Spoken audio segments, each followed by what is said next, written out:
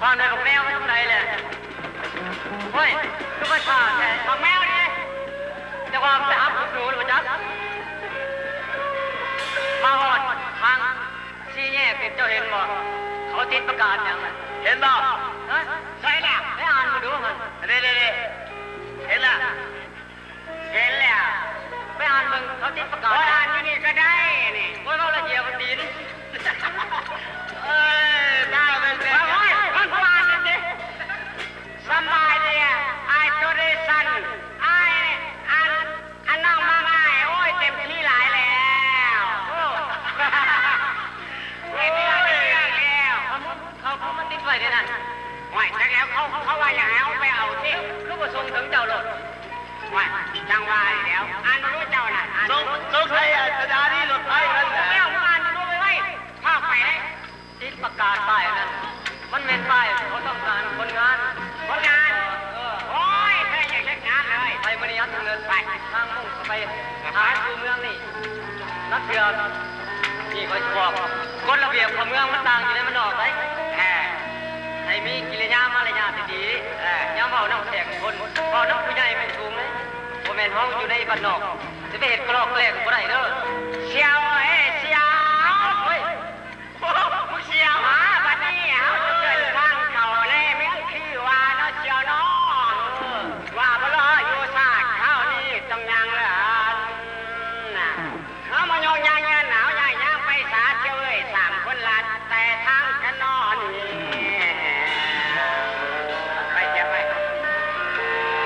ก็จะ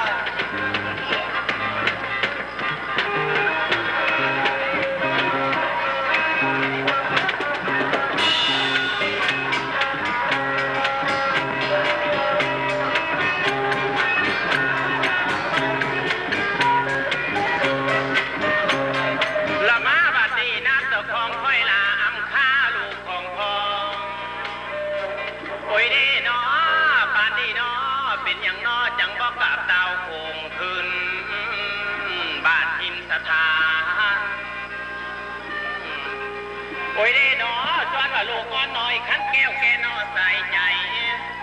อันนี้เนาะคุณมาเอ้ยบ่เต้ามาดอป่านนี้เอาละน้องแล้วหมายถึงว่านับตั้งแต่ตั้งแต่ลูกแล้วก็อำมาตย์แสงดาบออกประกาศติดประกาศหาคนงานแต่ว่าพอดีน่ะก็ยังบ่เห็นลบลาวตาวคืนมาแล้วพวกเขาเนี่ยต้องสินางรอคอยหาลูกเบิ่งเป็นว่าจักสิไปทางใดเด้เนาะลูกนี่ยังบ่มาอยู่นี่แหละพ่อกับแม่มาพอดีเลยเด้มาแล้วบ่อีหล่ะโอ้ยมาแล้วก็ดีสอนเด้ลูกสาวได้ใหญ่มาเลิกขึ้นโอ้ยเฮงปานใดสิได้ผัวน้ำบ้านน้ำเมืองเพิ่นเด้ได้ผู้เพิ่งพาอาศัย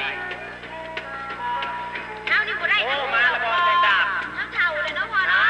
โอ้ยมันก็บ่ได้เฒ่าปานใดละอีหล่ะเอ้ยยังตลอดแต่เล็กอยู่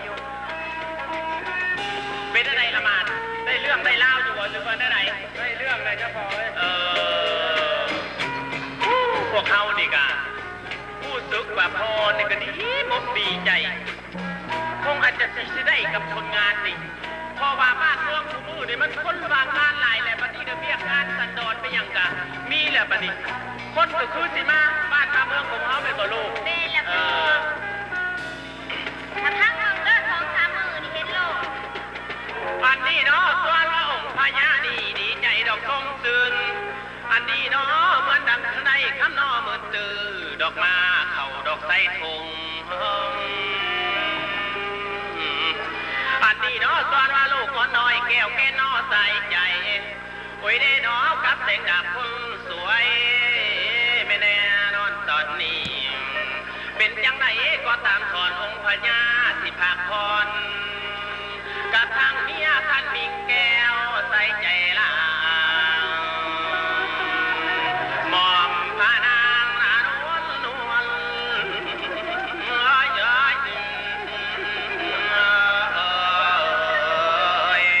ลันนา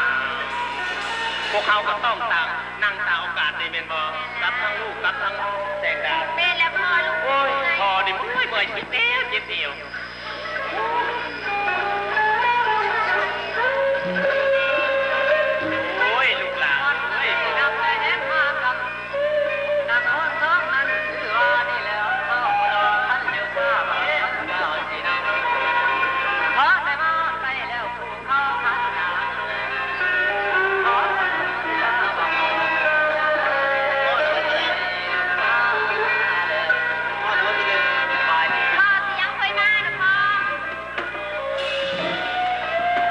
โอ้มาแต่ใช้ในเท้าเหรอ แต่ลูกเองเดินตามมาแต่ว่าพอป้ายถ้าจริงในน้ำป้ายมาหาเนี่ยพออย่างนั้นแหละคิดว่าเนี่ยพอต้องการคนงานเป็นบ่ เป็นความจริงแหละแต่ว่านี่นะพวกเจ้าดีมาจากคนเดี๋ยวนี้ คนเลยพวกเขาอยู่ทั้งนอกสองคน เฮ้ย เขาสิสร้างบ้านจะรวดแค่นั้น แมวอันนี้แมว คนมาแต่ใส่คือมันจอกโลกเกกเลกคือหน้าลิงหน้าคางปางตะลุมก็แล้วก็แล้ว มาเลยเฮ้ยย้ำก็ไปอ่ะวันนี้ที่บอกพี่ สูมันยังคือเห็นผมมีกฎระเบียบเหรอ ก็ดีคานเขาไปได้หาเนี่ยหาปัญญานั่นก็คานเขา กูมีกิริยามารยาท กำลังไปซื้อแมวลูกมา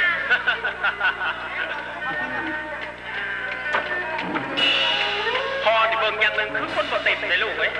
นึกว่าซื้อลิงมาพอ คานเข้ามาดีเฮ้ย นั่งเข้ามานั่งเก้าอี้ คานเข้ามา เดี๋ยวไหนข้าละบาดผู้ใหญ่บ่ได้ห้ามแต่เฮียนบ่มาแต่ใส่เดี๋ยวนี้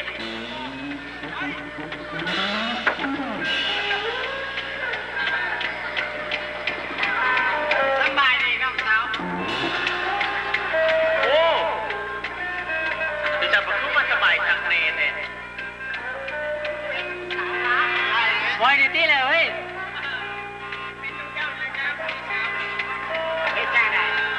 ไปกับสบายดีนะพอ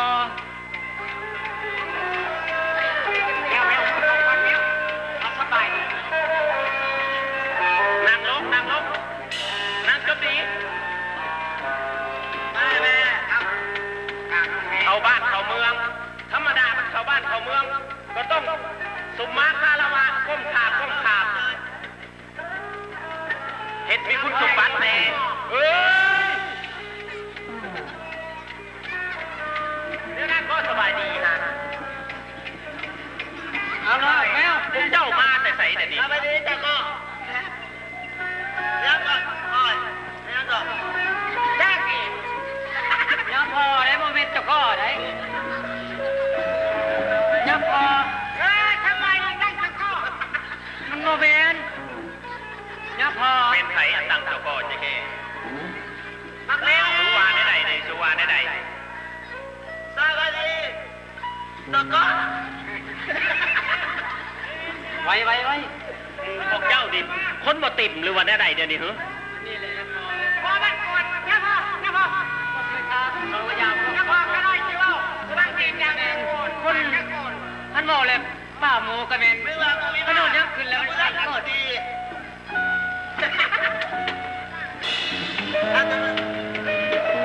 เอาละกราบดีๆเลยเฮ้ย เอาละพวกเจ้านี่แต่ว่าคอยเองก็บ่ทาแต่ว่าเดี๋ยวเบิ่งแน่นึงได้กันคนบ่พอบ่ได้คันว่าใส่กระบวยเพิ่นเหลือคันว่าใส่กระปุยเพิ่นบ่ติดจักสิว่าได้ล่ะ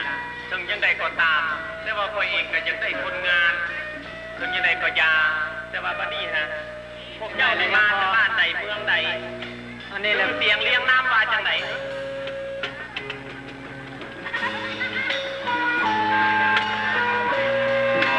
มาบัดนี้พังก้อนเจ้าตนพ่อพญาเมืองนี่แล้ว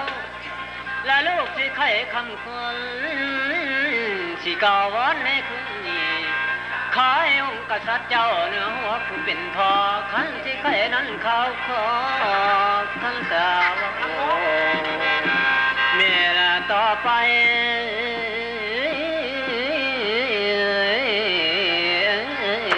นางอันนี้แหละลูกเก่งในยุคแต่กรรมเขตทินทั้งไก่ใจประสงค์ทำงานจึงด่วนมาทั้งทีขอให้องค์กษัตริย์เจ้าเนื้อหัวผู้เป็นพอยกโทษให้บาข้านเท้าผู้ดำเดินในถอน